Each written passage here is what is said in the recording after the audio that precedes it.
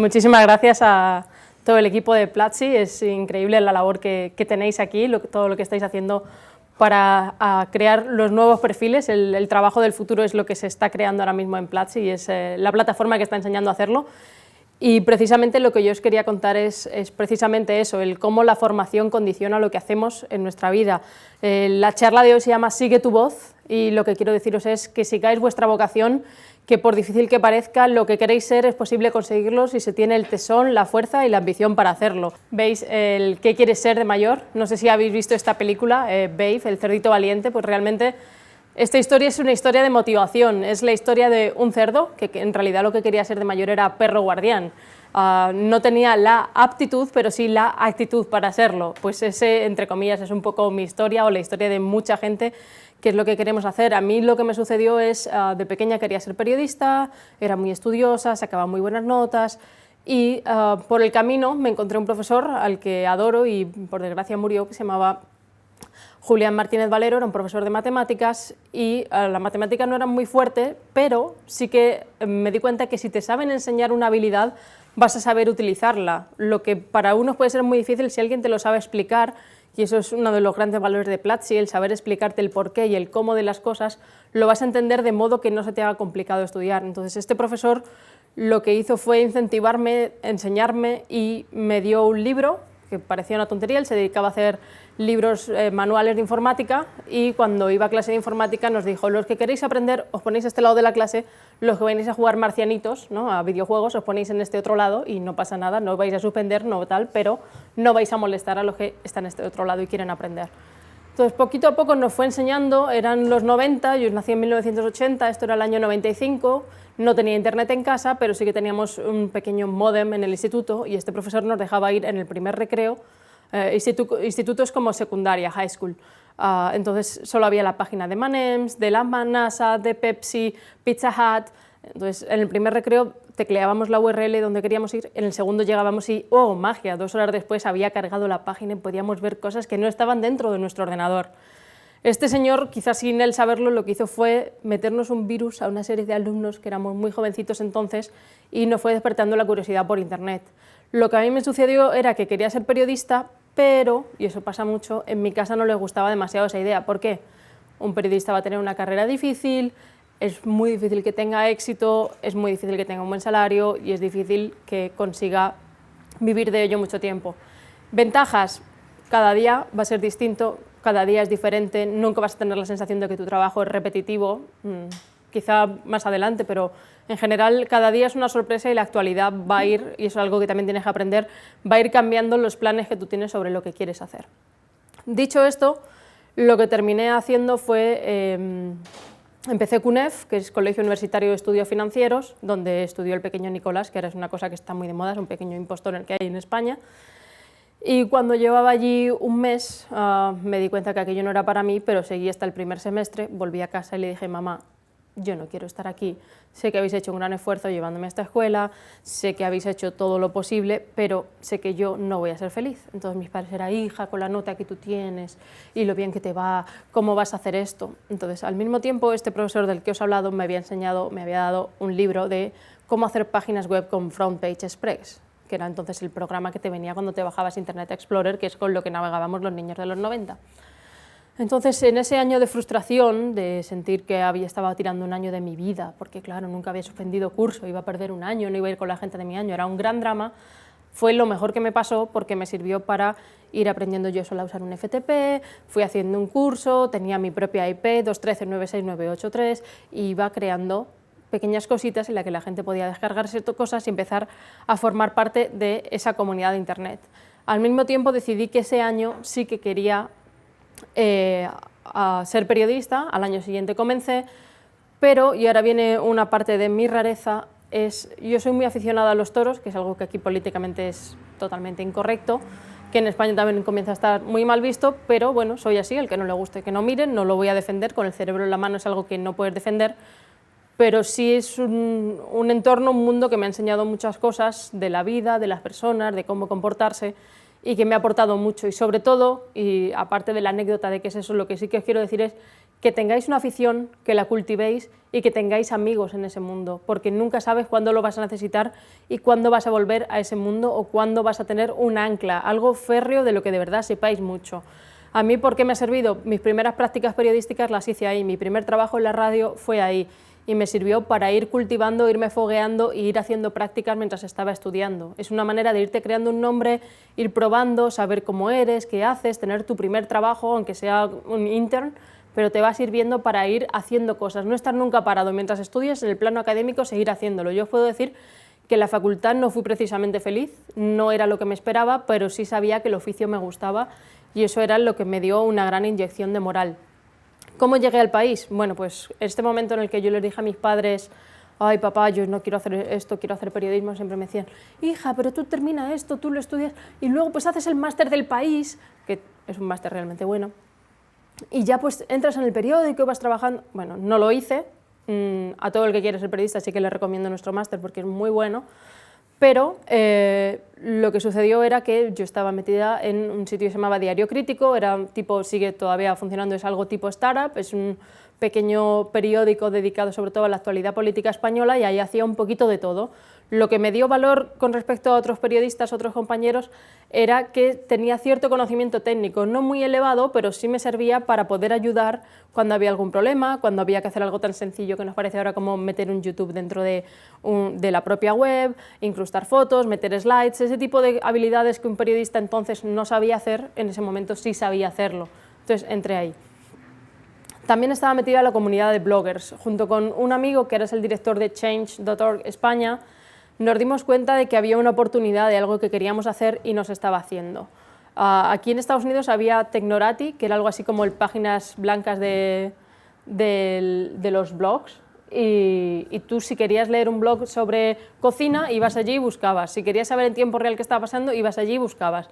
Nos dimos cuenta que no teníamos el conocimiento técnico como para poder hacerlo, ¿vale? Pero al mismo tiempo también nos dimos cuenta de que había una necesidad, de que había en español una gran cantidad de contenido que no se estaba cubriendo, que la blogosfera española comenzaba en español, no me refiero solo en España, comenzaba a florecer y no había un sitio donde seguirlo, donde saber de qué se estaba hablando. Entonces nos sentamos, nos encerramos un montón de meses y hicimos un libro que se llamaba La Gran Guía de los Blogs 2008. Esto lo hicimos en 2007 y fue un trabajo de hacer una fichita, quién está hablando sobre esto, quién es el autor y qué puedes leer allí. El libro se abría y tenía como diferentes colores para diferentes temas. No ganamos dinero con el libro, como casi siempre con las ideas divertidas que se hacen con los amigos, pero sí ganamos cierto prestigio, que es algo que no se paga, pero es muy divertido. ¿Para qué me sirvió? Bueno, entonces en el grupo Prisa, que es el grupo al que pertenece mi periódico, había una factoría web que se llamaba Prisacom. Entonces empecé a hacer allí un blog sobre pues, un poco la Feria de San Isidro, cuando llevaba poco tiempo, a través de Javier Moya, que fue mi primer jefe allí, y de Mario Tascón, que es una persona que admiro y que me ha ayudado mucho a enfocar mi carrera. Me enseñaron algo que para mí fue un caramelo. Y entonces me dijeron, mira, estamos preparando una comunidad de blogs dentro del periódico, ¿te gustaría llevarlo? Y yo sentí que aquel trabajo para mí era un traje a medida, que era lo que me gustaba, periodismo, el periódico que admiraba y además blogs, que era el estallido, era lo que estaba pasando y se supone que como había hecho el libro, algo sabía de eso. Entonces no fue echar un currículum o hacer una aplicación para entrar allí a trabajar, sino fue al contrario, fue sentir que ese trabajo era para ti. Fue así como empecé, después de hacer los blogs del País pasamos a hacer los del diario AS, que es el diario deportivo, luego los de Cadena SER, luego una pequeña red social cuando empezaban a estallar las redes sociales en los 40, que es la radio como Radio Fórmula más para jóvenes, y fue así un poco como empecé. Todo esto fue muy divertido y fue súper estimulador. Uno de los grandes valores de haber trabajado en Prisacom para mí fue entender lo que es un equipo pluridisciplinar. Los periodistas están muy bien, que estemos periodistas con periodistas, pero hay un punto que es complicado y es la autorreferencia, el que estamos todo el día contando todos batallitas, todos juntos. Allí aprendes a trabajar con técnicos, con diseñadores, con desarrolladores de negocio, con data miners, y todo eso te enriquece mucho para conocer a tu audiencia y saber qué es lo que está pidiendo y qué es lo que quieren hacer. Para mí fue una época muy, muy enriquecedora. ¿Qué sucedió? Bueno, los medios fueron madurando y cada uno lo que quiso tener en lugar de una factoría que fuese transversal era tener su propio equipo web. Fue así como llegué al país y lo que hacía era llevar la comunidad no solo de blogs, sino también encuentros digitales y algo que era incipiente entonces, las redes sociales, el canal de Twitter, el canal de Facebook, Instagram ya llegó mucho después y ya lo han hecho otros compañeros míos y eso fue muy divertido. Aquí os cuento lo de qué quiere ser, el cómo conseguirlo y yo lo que quería realmente era ser periodista y sentía que eso no terminaba de conseguirlo, que era muy interesante, era muy bonito lo que hacía, pero no tenía cómo hacerlo. Llegó un punto en 2009 en el que cambié de rol. Pasé de dirigir un equipo de 5 personas, que era muy divertido y muy interesante y lo pasábamos genial, a escribir de tecnología en el Ciberpaís, que era entonces el suplemento de tecnología del país. Aquí os pongo en el slide el rinoceronte que quiere ser un unicornio, esto es muy Silicon Valley, pero es también una manera de reírme un poco de mí misma, porque lo que me di cuenta fue, uno, que en el periódico, y esto es abiertamente una crítica, parece que hasta que no escribes no existes y lo que haces no cuenta hasta que no has empezado a escribir. Puede que lo que estaba haciendo antes para mí fuese mucho más importante y creo que estaba aportando más y yendo un paso por delante, pero para ganarte la admiración de tus iguales o el reconocimiento, parecía que no contaba hasta que empezabas a escribir. Eso fue duro, pero al mismo tiempo fue bonito porque me hizo mejorar y sobre todo el unicornio es eso, tienes que tener gente a la que admires, gente a la que te quieras parecer y gente a la que quieras seguir. Considero que el periodismo es un oficio, pero tiene mucho también de artesanía, mucho de manual, mucho de aprender de maestros, de gente como la que tú quieres ser y que te van a ir enseñando a seguir el camino, que te van a corregir y que siempre, siempre, siempre es muy importante ser permeables a las críticas. En el momento en que creas que lo sabes todo, que ya controlas un tema, en ese momento ya estás perdido. En el momento en que pierdas la capacidad para sorprenderte, ya estás hecho, ya tienes que salir de ahí o tienes que desaparecer porque ya no vas a contar a la gente qué es lo que está pasando. O sea, el día que a mí Silicon Valley me parezca normal todo lo que está sucediendo aquí, ya no pinto nada aquí porque no estaré dando información fresca, no estaré contando al resto de la humanidad qué es lo que sucede aquí. En 2014 cambiamos de jefe del periódico y llegué a Silicon Valley, pero antes os quería hablar un poquito de qué significa ser periodista hoy día. Bueno, pues ya no es solo escribir, hay que también saber hablar en la radio, salir en la tele y conocer, mejorar, meterse en las comunidades. Una cosa muy bonita de mi oficio es que estás siempre estudiando, siempre tienes que estar formándote realmente, es todo el tiempo aprender, estar a la última y sobre todo tratar con mucho respeto a todo el mundo. O sea, el que crea que está por encima de alguien, el que crea que puede juzgar a los demás, se está confundiendo y además está jugando un papel que no es el suyo. O sea, nosotros no tenemos que caer en la publicidad, pero tampoco en la crítica gratuita y destruir a gente porque no nos ha hecho el caso diferente. A veces es complicado porque hay que ir a contestar llamadas, viajes, conferencias. Es bastante complicado tener una vida personal porque tu día a día va a estar muy condicionado por la actualidad. Esto últimamente, por ejemplo, el iPhone de San Bernardino es el mejor ejemplo que os puedo poner. Cada día pasa una pequeña cosa en esta novela, una novedad y bueno, estés haciendo lo que estés haciendo, tienes que dejarlo porque al final la actualidad manda y lo que te ha traído es eso. Una cosa muy, muy, muy importante en lo que quizá marque la diferencia entre un periódico grande y con cierta ambición y un blog es el hecho de tener revisión, de tener fact-checking, de tener gente que te va a editar, que te va a mejorar y que va a hacer que tu trabajo brille mucho más. O sea, yo soy la mitad de buena de lo que pueda parecer y si me hacen brillar es porque en mi periódico hay un gran equipo de edición que va a revisar lo que hago, que me va a decir que esta frase no se entiende, que me va a decir que es mejor que la historia tire por aquí y que al final va a hacer que todo sea mucho mejor. Es de las cosas que se agradecen mucho y que lo van a hacer muy, muy bien. Entonces, la historia aquí de Silicon Valley, el cómo llegamos a la meca de la tecnología, pues era un poco lo que os quería contar. En 2014, en mi periódico cambiamos de director y cambiamos un poco de rumbo. Entonces yo llevaba desde 2011, fue la primera vez que vine aquí, además fue muy curioso cuando vine porque fui a Fort Mason a la presentación de una tableta que se llamaba Slate de HP, Hewlett Packard, HP, era cuando habían comprado WebOS, que era el sistema operativo de Palm, y querían hacer sus propios aparatos con ello. Aquí, como siempre, las cosas terminan dando vueltas. Ese sistema operativo ahora es de LG y lo están utilizando para sus televisiones. Esta tableta en Estados Unidos se terminó saldando por $100 y en Europa nunca se llegó a vender, o sea que a HP le salió súper rentable traerme aquí. pero sí que me sirvió para darme cuenta de que de alguna manera yo quería venir aquí. Poco a poco lo que fui haciendo fue, cada vez que tenía oportunidad de venir a una conferencia de Facebook, de Intel, Google, cualquier tipo de evento en el que me invitaran a venir a cubrirlo, intentaba arrastrar 2 o 3 días más para quedarme 3 o 4 días e ir haciendo contactos, ir conociendo gente aquí, ir contando historias. ¿Qué sucedió? Pues que me fueron conociendo poco a poco y la gente te llama. Oye, vamos a presentar esto, ¿estás? Oye, te queremos contar... Ah, pues mira, no, es que no estoy ahora, no voy. Entonces era la sensación de tener una semilla, plantarla, pero nunca terminar de regar. Cuando la semilla empezaba a brotar, hoy no, es que estoy en Madrid, hoy no, es que pasa esto. Entonces, os decía, en el periódico, en febrero, hace como justo 2 años, cambiamos de director, me senté a hablar con él además pues fue muy amable escuchándome y pensando un poco cuál era mi plan de vida, qué quería hacer.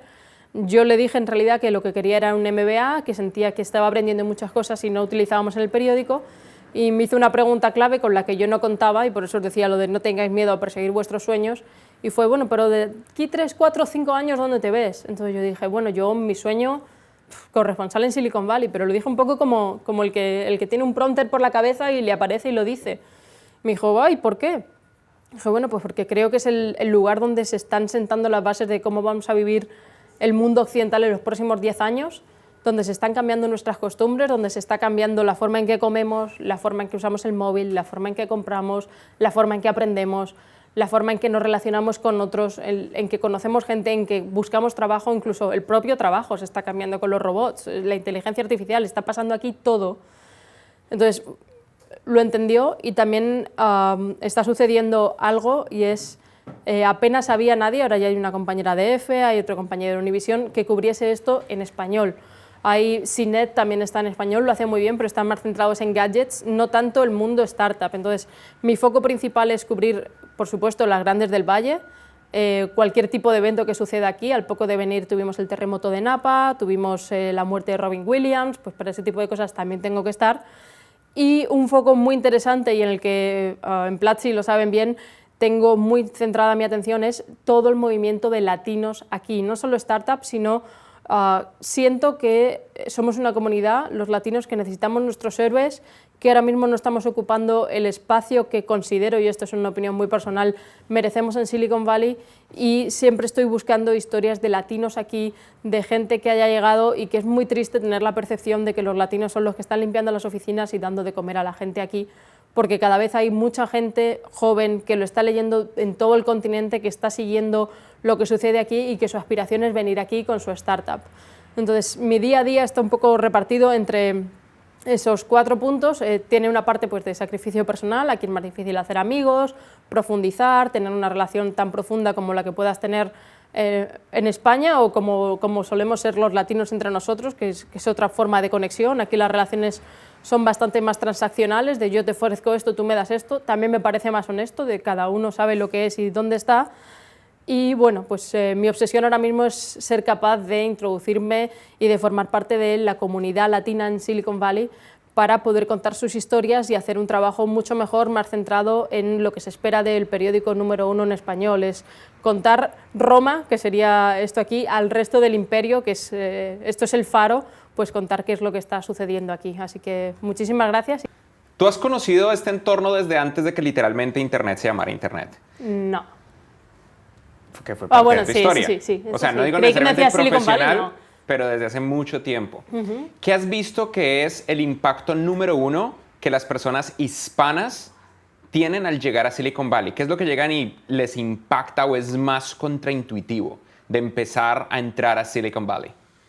Yo creo que nosotros en general somos en el trato un poquito más informales, somos más cercanos, y aquí es como que si están trabajando, si están tomando una cerveza, están tomando una cerveza, si están haciendo networking, están haciendo networking. Entonces, como que hay que respetar mucho los tiempos que tienen aquí, de cuando se hace una cosa, se hace una cosa, o a lo mejor te invitan a una barbacoa y es de 5 a 7 y a las 7 menos cuarto ya están recogiendo y se van. Y nosotros, bueno, si tú invitas a un amigo a casa, nunca sabes cuándo se irá y no le pones hora para irse, ¿no? Es como nuestra cultura no es así. Entonces, al final dices, bueno, tengo que jugar con sus herramientas, si ellos lo quieren así, bueno, pues yo también voy a hacer 3 planes a un día y me resulta mucho más práctico. Pero a mí sí que me resultó muy chocante de primeras el cómo gestionan el tiempo, cómo lo manejan y cómo hay unas normas no escritas de ahora se hace esto y se hace esto y eres un maleducado. O sea, esto de hablar con un amigo de te vienes a tomar una cerveza, eso no sucede. Aquí todo se planifica. Tú que has reportado muchísimas historias acá, tanto conectadas con el mundo hispano, con Silicon Valley, ¿cuál es una historia que todavía no has podido hacer que te gustaría hacer? Me gustaría contar más historias de latinos que levanten un gran capital. O sea, vemos a Snapchat con sus billions en valuation, Twitter, que bueno, se viene abajo. O sea, me gustaría que el próximo Mark Zuckerberg fuera latino. Eso sería como el sueño de historia para contar, el haber seguido la trayectoria de alguien desde que empezó hasta ahí. Hay un chico que es de origen boliviano, que es de Miami, se llama Michael Simon, que entró como internship en... Sí, ¿Lo conocéis? Le admiro profundamente y estoy siguiendo muy de cerca su trayectoria porque me parece un pequeño genio que ojalá llegue a expresar todo su potencial.